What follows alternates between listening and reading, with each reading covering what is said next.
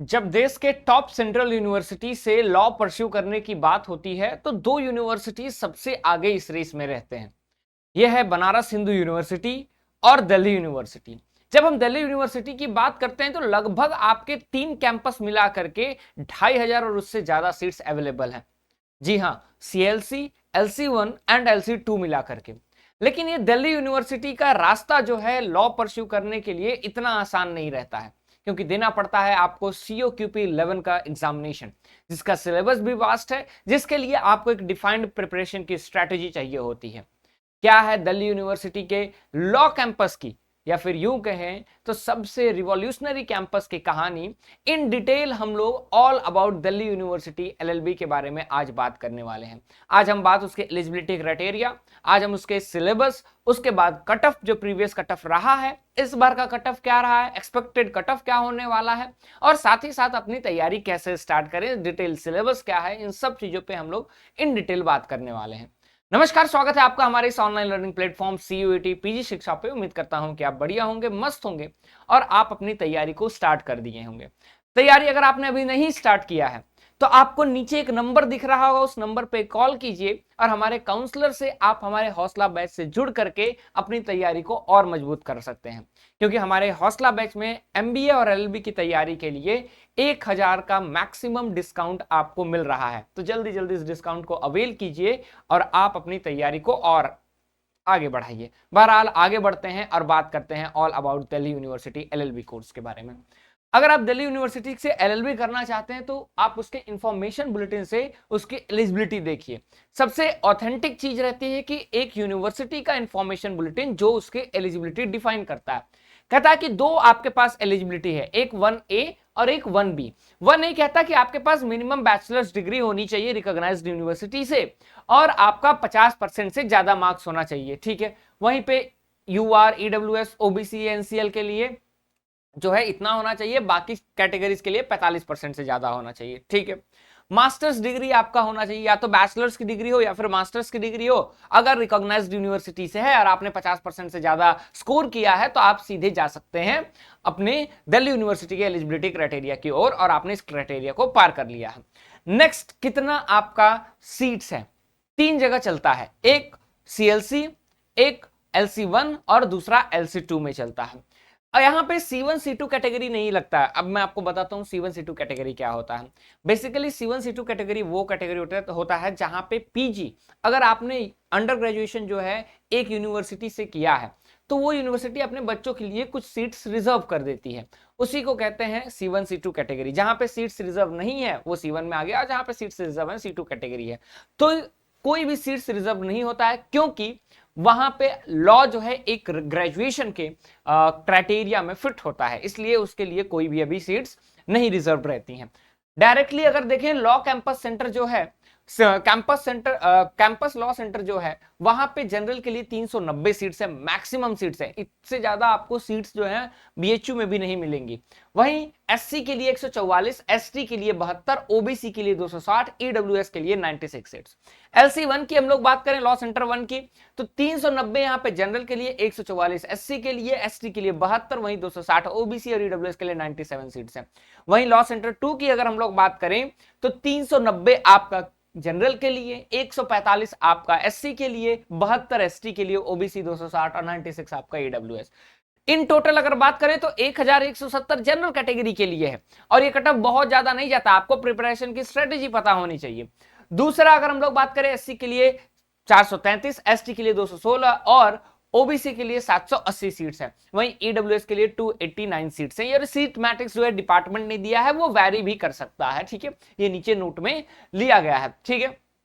अब जो super numerary seats होते हैं जैसे वहां के एम्प्लॉय अवार्ड्स वगैरह के लिए, वो अलग से दिया गया है। अब ये आपके सीट मैट्रिक्स होगा, तो इसकी जो तैयारी है वो आप कैसे करेंगे। CET PG के बुलेटिन पे आइए आप 2025 के, वहां पे आप आकर के सिलेबस पे आइए, और सिलेबस आते ही आप COQP 11 पे आएंगे। क्यों COQP 11 पे आएंगे? क्योंकि ये एलिजिबिलिटी क्राइटेरिया जब आप देखेंगे तो यहाँ पे लिखा हुआ है COQP 11 का आपको एग्जामिनेशन देना पड़ेगा, और COQP 11 पे जब आप क्लिक करेंगे तो अनंत महासागर का एक सिलेबस आपके सामने खुल करके दिखेगा। अब ये सिलेबस क्या है? इस सिलेबस में आपको लैंग्वेज पेपर में से कोई एक पेपर चूज करना रहता है। इंग्लिश और हिंदी एक पेपर रहता है, इसमें से कोई आपको एक कॉम्प्रहेंशन का पेपर चूज करना रहता है। इंग्लिश और हिंदी में आपको एक नॉर्मल पेपर आता है, इसमें ज्यादा आपको एफर्ट्स नहीं देने पड़ते हैं, लेकिन आपको idiom, phrases, synonyms, antonyms, one word substitution, paragraph completion, reading comprehension, sentence improvement, sentence correction, jumbled para, English uses for errors, English grammar, ये माइन्यूट चीजें आपको आनी चाहिए। ठीक है, वही हिंदी में भी अगर आप देखें तो पाठ, बोधन, मुहावरे, कहावतें, समानार्थी, अनेकार्थी शब्द, विलोम शब्द, ये सब चीजें आपको आनी चाहिए। मेन होता है जनरल नॉलेज। जनरल नॉलेज में एक स्पेसिफिक इन्होंने नहीं दिया है डेफिनेशन कि सिलेबस का क्या है। लिटरेचर दे दिया है, इस लिटरेचर में क्या आएगा। हिस्ट्री दे दिया है, हिस्ट्री में कौन सा पार्ट, वर्ल्ड हिस्ट्री भी थोड़ा आता है, हमें दिखता है। इंडियन में नेशनल मूवमेंट वाला हिस्ट्री थोड़ा ज्यादा हमें दिखता है, एंशिएंट का पार्ट थोड़ा दिखता है। इंडियन कॉन्स्टिट्यूशन में लग रहा है कि छोटा सा कॉन्स्टिट्यूशन है, वो आपको पढ़ लेना है। It's a vast subject. ठीक है, पर्सनालिटीज, इंपॉर्टेंट पर्सनालिटीज की बात की जाती है। Sports, national and international economy, economics, science, politics, legal awareness, trade awareness and geography, culture.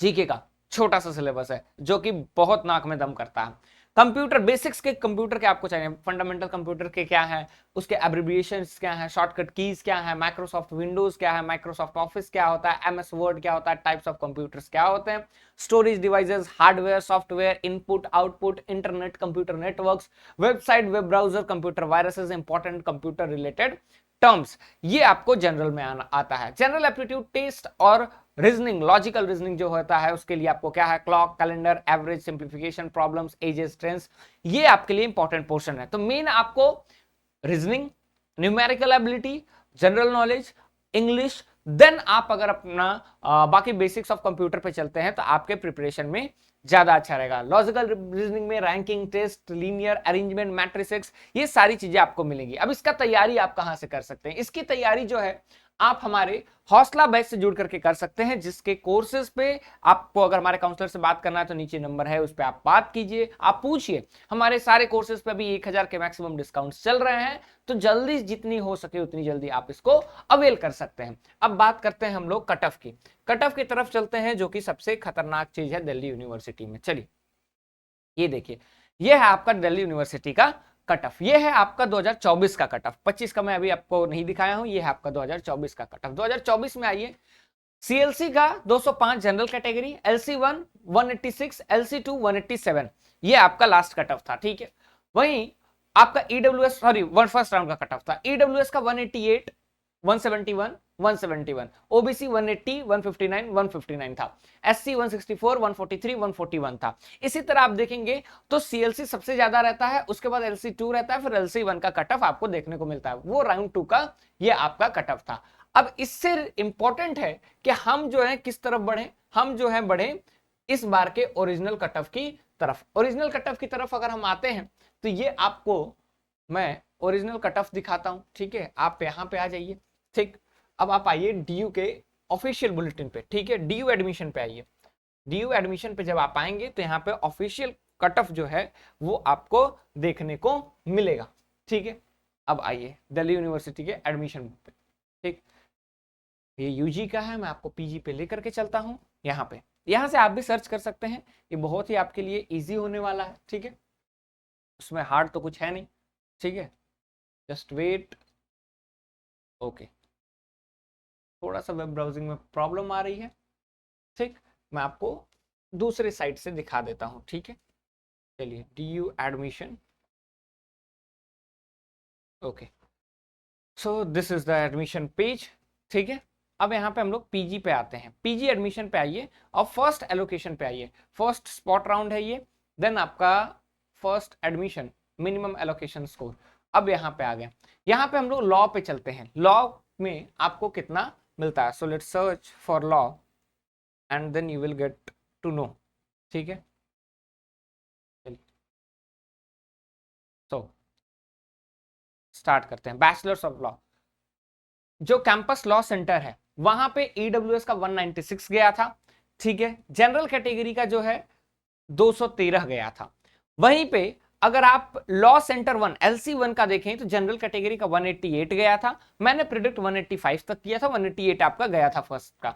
Then आपका ओबीसी 167, SC 143, ST 195 गया था। वहीं LC2 की जनरल कैटेगरी की बात करें तो 193 गया था। मैं आपको बताया था कि आपका बेसिकली जो है CLC देन LC2 इनके कट ऑफ हाई जाते हैं, LC1 का कट ऑफ थोड़ा डाउन जाता है। वहीं EWS LC2 का 180 गया था। तो सेफ स्कोर क्या है? सेफ स्कोर ये है कि आपको पहले ही अटेम्प्ट में कोशिश करना है निकाल लें। अगर आप पहले अटेम्प्ट में निकाल लेते हैं तो आपके लिए बेस्ट होगा कि आपको आगे स्पॉट राउंड वगैरह का नहीं ध्यान रखना होगा। इसीलिए सेफ स्कोर में मैं हमेशा फर्स्ट राउंड का ही एलोकेशन बताता हूं, क्योंकि ये इनिशियल फेज है। इनिशियल फेज में आप टॉप लाने की कोशिश कीजिए। इनिशियल फेज में कोई तो ये नहीं चाहेगा कि किसी तरह मैं घिस पीट के पास हो जाऊं। So you have to prepare in that way and ये आपका 200 से ऊपर लाने की कोशिश कीजिए और अपने एडमिशन को सिक्योर कीजिए। 75 आपके टोटल क्वेश्चंस पूछे जाते हैं। इस 75 क्वेश्चन में से हर एक क्वेश्चन का मार्किंग जो होता है वो 4 नंबर होता है। तो इन टोटल 300 क्वेश्चंस में से आपको 300 मार्क्स में से आपको 200 लेकर के आने हैं। 100 का मैंने बफर स्टॉक दे दिया, आपकी 100 नंबर की गलतियां माफ की जाएंगी। 200 नंबर लेकर के आइए और आप अपने एडमिशन को क्लियर आउट कर लीजिए। जनरल कैटेगरी के लिए 220 से ज्यादा आप एफर्ट्स लगा सकते हैं और ये लाना पॉसिबल है। बाकी आप हमारे बैच से जुड़ करके हौसला बैच से अपनी तैयारी को और मजबूत करा सकते हैं। कोई और आपका डाउट है तो कमेंट सेक्शन में बताइए। I will make a video on that also. Will meet in next video. Hope the video was useful to you. Will meet in next video. Thank you so much.